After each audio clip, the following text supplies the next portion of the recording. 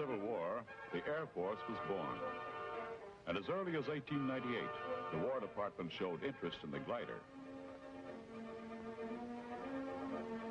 But it took a pair of clever bicycle makers who tinkered with a man-carrying kite to add imagination and power.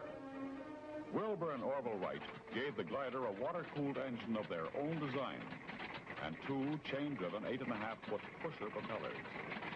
The toss of a coin in 1903 at Kitty Hawk, North Carolina, won Orville Wright the chance to be the first man in history to fly under power.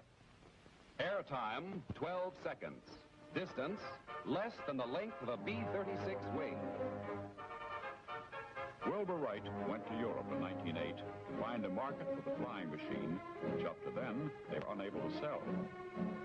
His flights on the continent attracted the President of France, as well as the kings of England, Spain, and Italy. To Wilbur, it was endless work. In addition to acting as pilot, he was ground crew, mechanic, and salesman. A team of horses pulled the plane to a wooden monorail. This was to serve as a runway on the grassy field. Lifted by a few men, the flying machine was swung into position facing the wind. To provide thrust for the takeoff, the Wrights had developed a weight-falling catapult. After the props were spun, the engine kicked over. Wilbur and his passenger, a French journalist, took seats on the lower wing and braced themselves for an exciting ride.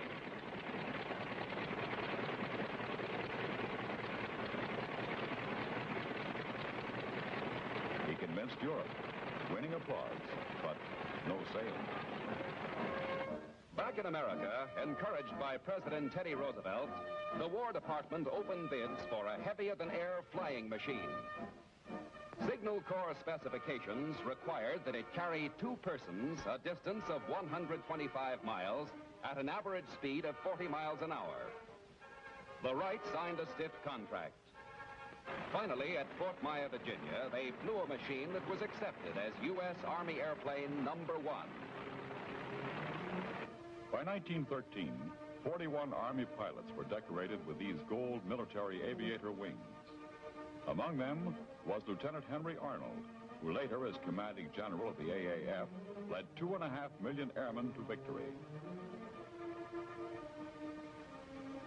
Another aviation pioneer, Glenn Curtiss, also built early Army trainers. Soon, more inventors improved the machine with tractor instead of pusher propellers, and the Army began to see the new airplane emerge as a weapon.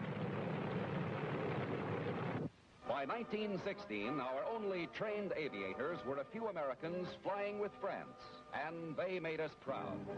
They were the famous Lafayette Escadrille, started by Norman Prince, William Thaw, Victor Chapman, and Bert Hall, who courageously fought when Germany had full control of the sky over Europe.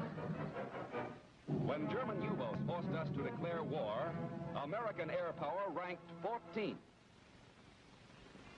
Believe me, we were far from ready. I was a rookie cadet, I ought to know. They gave us wooden guns and told us we were going to turn the tide. You know, in a couple of weeks, we began to look as though we might do it. For training equipment, we molded our own bombs out of plaster. Pretty soon, we trained with the real things, Lewis machine guns. Having met the requirements, we were issued leather flying togs and helmets.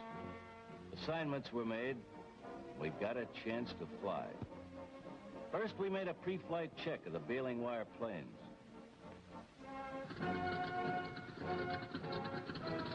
Then we tried our wings.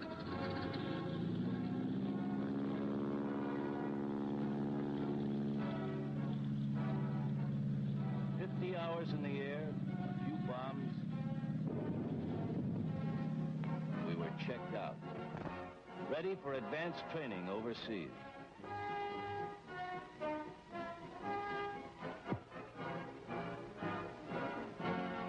America was producing airmen, but we didn't have a single fighting airplane. Only a few of our leaders were wise. Newton Baker, Secretary of War, was one. He insisted supremacy of the air in modern warfare is essential. Woodrow Wilson was another. The president asked for $600 million to meet the needs of military aviation. Meanwhile, Red Cross girls saw us off on our way overseas. Since Congress couldn't vote us time, we went to France without airplanes. But we did go in style.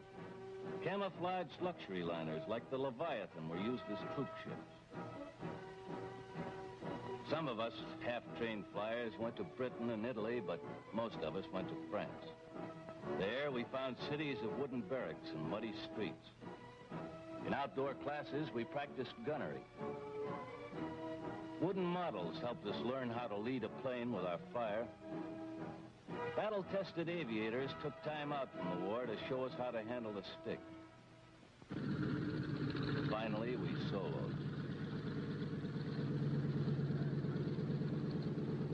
The first ride was always a thrill and a bumpy experience.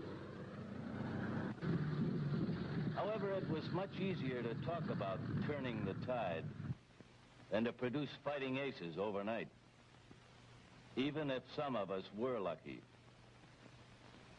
Late in 1917, France met the AEF's first Aero Squadron, commanded by Major Ralph Royce. His outfit was the first to see action, and they proudly pasted paper iron crosses over enemy bullet holes. Our commander was Colonel Billy Mitchell.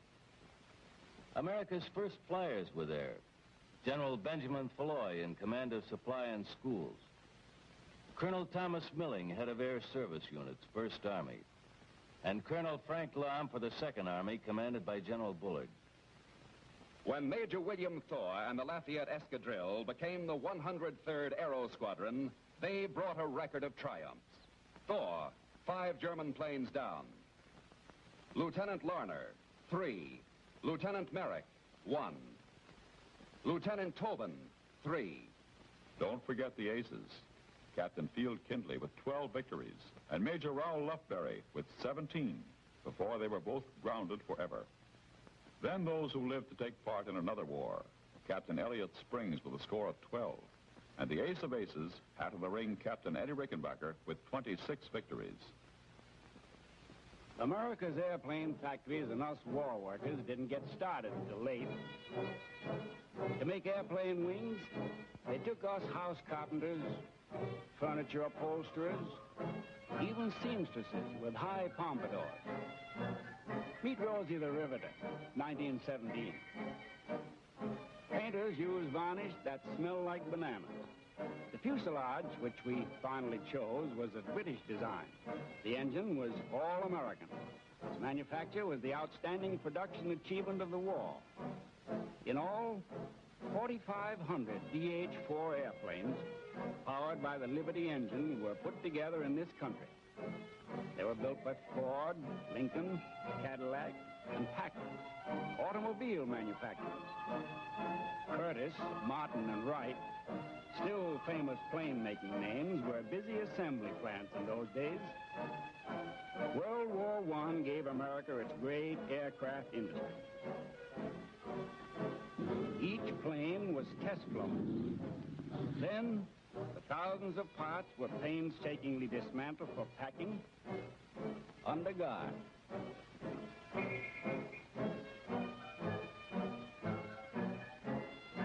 Graded and addressed, it was off to the front. In France, husky mademoiselles handled the wings like toys. Here, parts were reassembled into the fighting craft, which helped sweep the enemy out of the sky. May 1918, and the first American DH-4s rolled directly from assembly sheds to the airfields.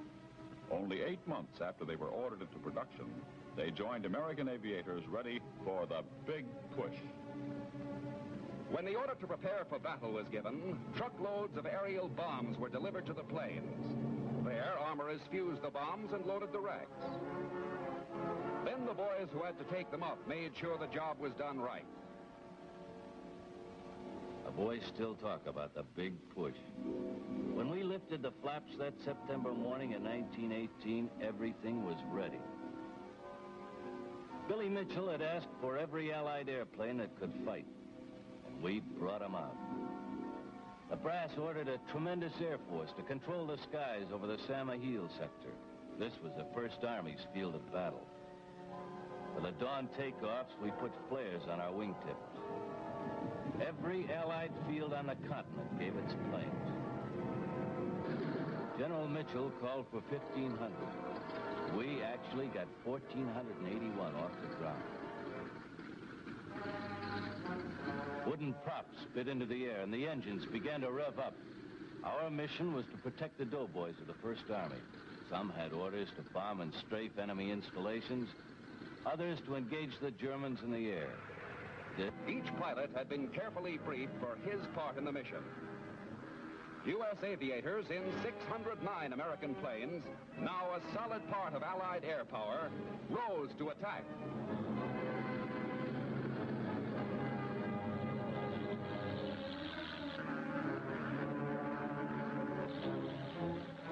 Germany put Albatrosses, Fokkers, more than 30 different types of planes in action to fly no man's land patrols. Some of the Huns dropped bombs by hand on our troops. With over 120 different types of aircraft, the Allies fought back. Our boys were always quick to single out the enemy and come in close to attack.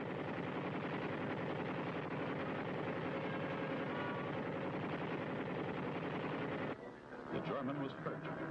He tried to escape, but couldn't make it. Our pilot signaled that he had made another kill. And after a victory roll, he rejoined his buddies.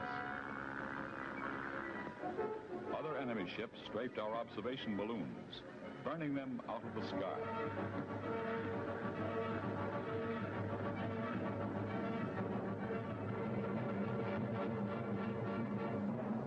Allied air power struck back in force. The sky was a beehive of battle. We overwhelmed their air defense, winning and holding air superiority. It was almost the same a few weeks later in the Meuse-Argonne offensive, where we bombed with telling effect in the most notable aerial effort of the war. November 11, 1918, closed a chapter in the unending story of the United States Air Force. Visual history has shown us some of the courageous men, in uniform and out, who cradled the dream of flight and gave us aviation. In the history-making jobs that lay ahead is the inspiring chronicle of more Americans who continued the pioneer spirit. Men with an idea who planned and worked and fought to build the greatest striking force and protective power in history, the United States Air Force.